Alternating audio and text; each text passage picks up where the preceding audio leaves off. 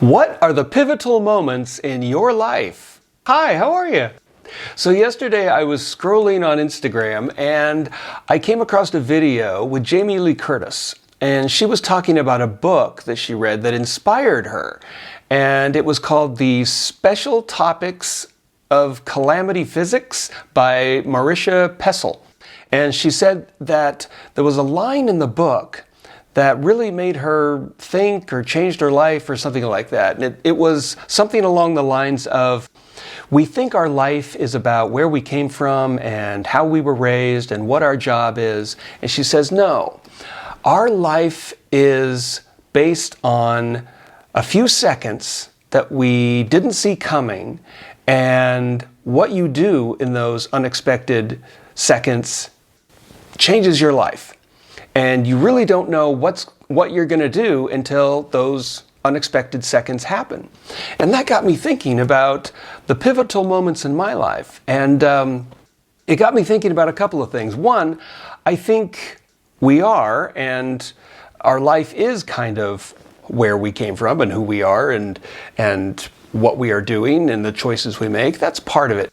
But definitely, the pivotal choices that we make and the unexpected things that happen definitely change the course of our lives. And I guess I wanted to talk about and share with you some of the pivotal moments of my life, and in the hopes that, you know, maybe you'll look back at your life and see all your pivotal moments and understand why you got to where you are based on things that happened, the choices you made. And I guess we make choices pretty much every minute of every day. I mean, we do this way, am I going to do this, we go to this, and that changes the course of our lives. But there certainly are major things that happen that zing us off into directions that we didn't expect. And anyway, I just wanted to share a few of those with you. So the first one is, so the big first pivotal moment for me that comes to mind was in 1984. I was listening to the radio and this song by Weird Al Yankovic came on. It was called Eat It, and it was a parody of Michael Jackson's Beat It. And I thought, oh, this is great, a parody song. That sounds really awesome. I want to write a parody song. And so the movie Footloose had just come out that same month in February, and I just started writing a parody to the song Footloose. I wrote Tooth Loose. And in later episodes, I'll do another video where I read old lyrics that I wrote that are really terrible. And so anyway, I had so much fun writing these parody lyrics of the movie Footloose, inspired by Weird Al writing parody songs, that, wow, writing lyrics is fun. So I started writing lyrics, like a lot. And I wrote lyrics because I loved it so much. I wrote lyrics from age 13 to age 41. Like, almost once a week, I would write lyrics for fun. That's how I thought. You know, I had a life experience. Oh, how can I write this in lyrics? How can I turn this into a song? And I was writing songs, not great ones, but, you know, reasonably interesting songs. And I'm sure I'll share those at some point. But it just got me really interested in writing. And so much so, and, you know, that happened like that. I heard Eat It. Oh, that's cool. I'll write lyrics. And yeah, there's one of those pivotal seconds. And I liked writing so much that I went and wrote for the school newspaper in high school, and I was going to be a journalism major. And then I continued writing.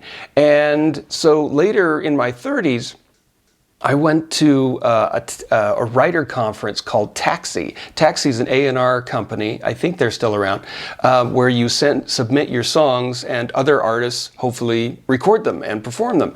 Unfortunately, nobody ever wanted my songs.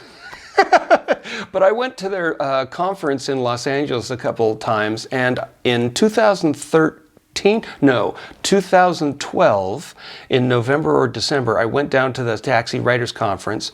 And I was in the hotel room eating chicken piccata and a martini, and for some reason, I started writing lyrics I started writing prose instead of lyrics, which is very unusual for me. I don't know where that came from. I just sitting with my notepad writing, and then maybe I'll just write prose. And I wrote a page and a half of something that was not lyrics, which was very unusual for me, and I enjoyed it. And it opened up my world that, oh, I can write things that are not lyrics. I can write other stuff. And then about a month later, I had an idea for a love story novel set in San Francisco.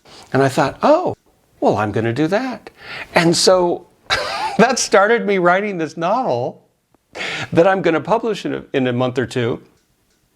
And that took, what, 13 years? On and off that I've been writing that, because 5 of those years I spent writing my other novel, Passion of Pancakes, and so technically I've only been working on that for 7 or 8 years. But it sent me down this other course, and because I was doing novel writing, I wanted to promote my novel, so I started doing Instagram and social media, and now I'm doing YouTube. And so I think that pivotal moment when I heard Eat It from Weird Al Yankovic turned on a light switch in me, turned on the writer creative person in me, and was like, oh, and it sent me down this path that, you know, if Weird Al had not followed his passion and written Eat It, maybe I wouldn't be doing this social media right now. Maybe I wouldn't have become a writer. I bet I would have. It would have, that writer person in me would have happened some other way, but it happened the Weird Al way.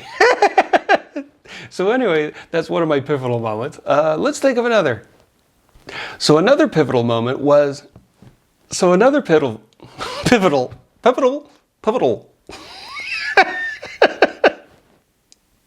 Another pivotal moment. It's hard to say the word pivotal. Pivotal moment. Anyway, another pivotal moment for me was while I was writing for the school newspaper and writing lyrics in high school, for some reason, I decided to audition for the school play when I was a senior in high school. You know, I only got like 4 more months until I graduate, and for some reason, you know, I had friends in drama, and then there was just this split decision. Oh, my friends are auditioning today for a school play. Oh, I'll audition too. You know, snap decision. And I auditioned, I got in the play, I was the lead characters, I discovered acting, and I thought acting is fantastic. So much so that I changed my college major from journalism to studying acting instead. And that led me down studying acting and working in theater and acting in plays in Portland for a few years after I graduated. And, you know, it just, you know, that, oh, I guess I'll audition. And it sent me down this whole other path that I didn't expect. And then another time, a former girlfriend and I were driving down to California, and we passed through San Francisco. And it was just like, oh, San Francisco's cool. We should live here. And, you know, it was like this, yeah, that's cool. Let's just do that. And so I ended up in San Francisco, and I lived there for 12 years, and it was just like, oh yeah, this is cool. Let's do this. And, you know, turned my life a whole different path. And then I lived in the Marina, Cow Hollow area, and then I ended up writing books about that area. And so, you know, these moments really change your life, and they kind of come out of nowhere.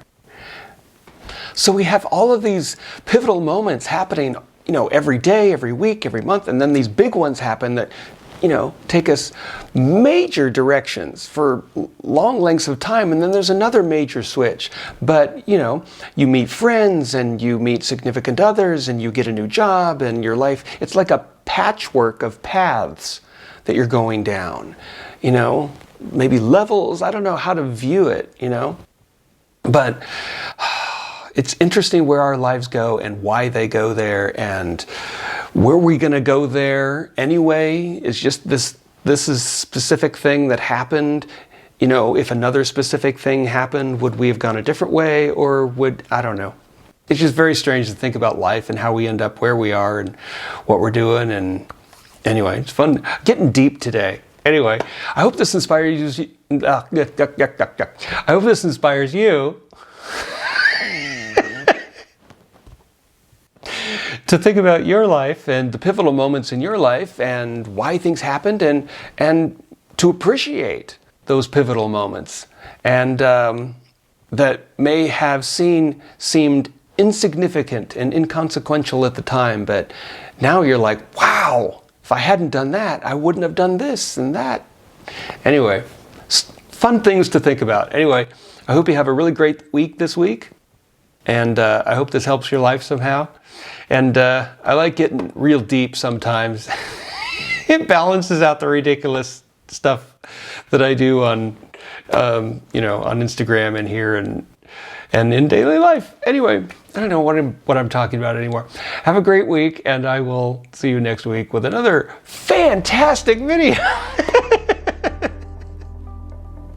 Have a great week. And thank you, Weird Al. Thank you so much.